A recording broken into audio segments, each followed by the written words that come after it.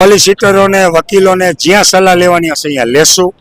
ત્યારબાદ અમારી જે રિક્વાયરમેન્ટ છે ભારત સરકારના કાનૂન મુજબની એ રિક્વાયરમેન્ટ મુજબનું એનું જો પરિપત્ર નવું જે વચ્ચેનો રસ્તો કરવા માંગે છે એ આવતું હશે તો અને તો જ, બાકી જંત્રી મુજબની વાત હશે તો એમાં અમે એક ટકોય સંમત નથી, કારણ કે અમારી ડિમાન્ડ ક્લિયર છે।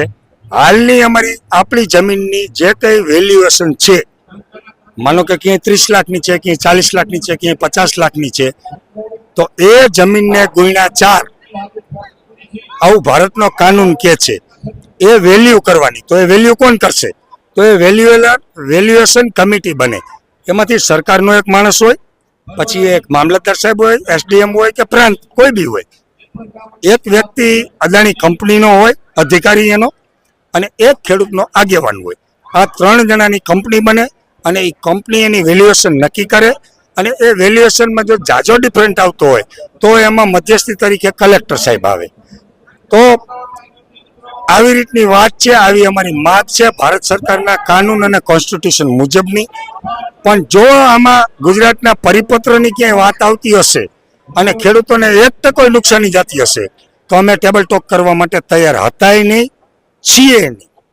આ સ્પષ્ટ અને ક્લિયર વાત છે, કારણ કે જેતપરની હવે લડાઈ નથી, હવે મોરબી જિલ્લાની લડાઈ નથી, હવે આ લડાઈ આખા ગુજરાતના તમામ 18 વર્ણના ખેડૂતની છે। અને ખેડૂતારે દગો નહીં કરીએ અને નહીં કરીએ, વટથી પારિયા થઈ જશું તમારા માટે, અહીંયા મરી જઈશું, અહીંયા દફન વિધિ થઈ જશે, તો નારિયેળ વધેરવા આખા ગુજરાતના ખેડૂત ભાઈઓ આવજો। બાકી ભારત સરકારના કાનૂન મુજબ જો આ ખેડૂતોને ન્યાય મળશે તો જ એમાં નિલેશ એરવડિયા સંમત હશે, નકર હું મારી સમિતિની પણ બગાવત કરીશ। આ હું તમારા મીડિયા માધ્યમથી કહું છું કે નિલેશ એરવડિયા ખેડૂતો હારે બગાવત નહીં કરે અને નહીં કરે, છેલ્લા શ્વાસ લગી નહીં કરે।